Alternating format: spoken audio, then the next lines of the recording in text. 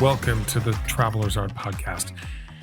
So, I've got an idea here, and I wanted to give this a try on you guys for a couple of podcasts. I've been getting a fair amount of emails with some really good questions about travel. Some of the people are having issues with getting ready to go on a trip. Perhaps they have conflict with their partner, or they're not really sure where they're going to get the money, or just a myriad of different issues have come up. To kind of always go back to that same statement I've had kind of rolling off my tongue for years, that no one of us knows as much as all of us. I have always learned so much from fellow travelers I've met on the road, fellow travelers that have shared their travel experiences with me. And so I think this could be a great way for us to learn from each other. I'm excited about doing this with you guys, and I think it's going to have real value. I think we'll learn a lot from each other. And I think what I'm going to call it is Traveler's Coffee. I've met a lot of cool people traveling in coffee shops, tea houses, things like that. So I think, Traveler's Coffee. I think that's what I'll call it.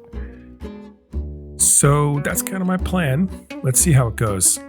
In fact, why don't I kick it off with just one email this time? And this comes from Vanessa.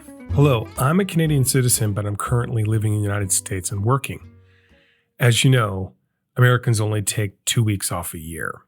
And that's absolutely crazy. I find that absolutely ludicrous, but back on topic. Sorry about that.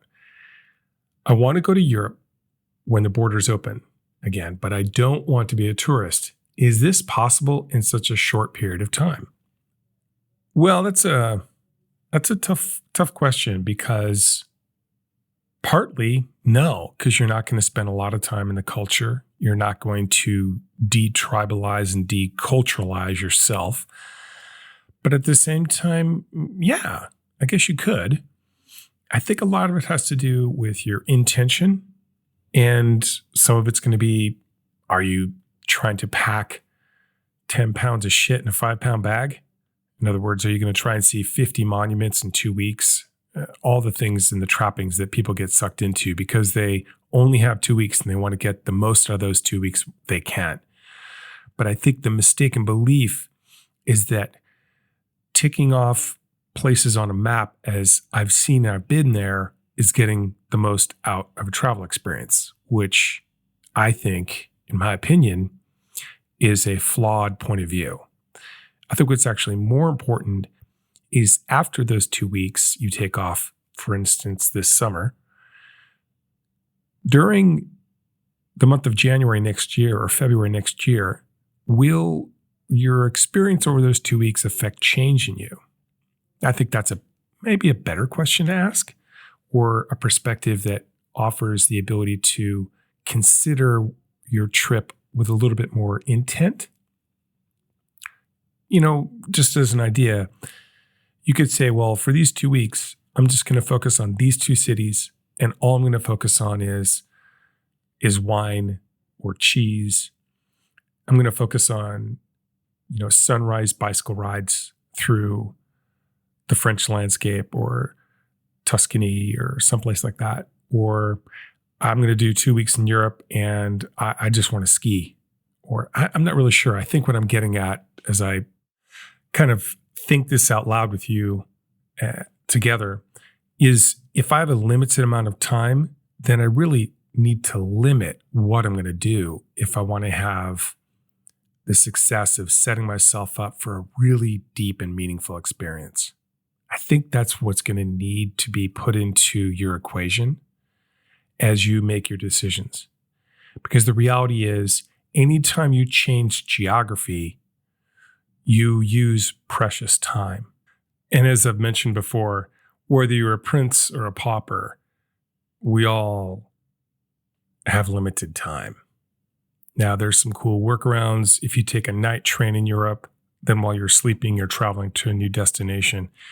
But from my perspective, having done, 19 monuments in 20 days versus 2 monuments in 2 weeks, I think the two monuments in 2 weeks is actually a better experience. And the major reason why is you start learning and seeing things you couldn't see or learn before. It's almost like when you're dating someone, after the initial kind of glamour and gilding goes away, you start seeing the deeper character of this person. And you start knowing like if your assumptions were correct or not. And if you're making good assumptions in the beginning, you tend to have better outcomes with the people you date. Can you be a traveler in 2 weeks? Sure. I think you can. I think it's possible. What I don't think you're going to be able to do are some of the things you can do as a traveler. Just to refresh for those that don't know, the difference between a traveler and a tourist is one is counting down and one is counting up. Now that's kind of a loose, established rule of thumb. But I think the most important thing is that you realize that when you go on your trip, if it's for a year or if you never knew you'd come back or you're going to go for your 2 weeks, that the more you put your attention on your intention, that'll direct your energy and your efforts.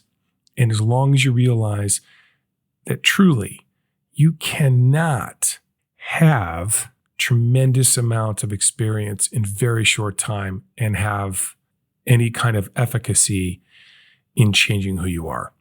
Now, I don't want to come off as pejorative in any way. I think it's possible. Well, I hope that answers your question, Vanessa, or anybody else that might have been asking the same thing because, well, there are a lot of people that don't get much time off. That being said, I think we'll wrap it up there. I really appreciate you listening in, and it means the world to me.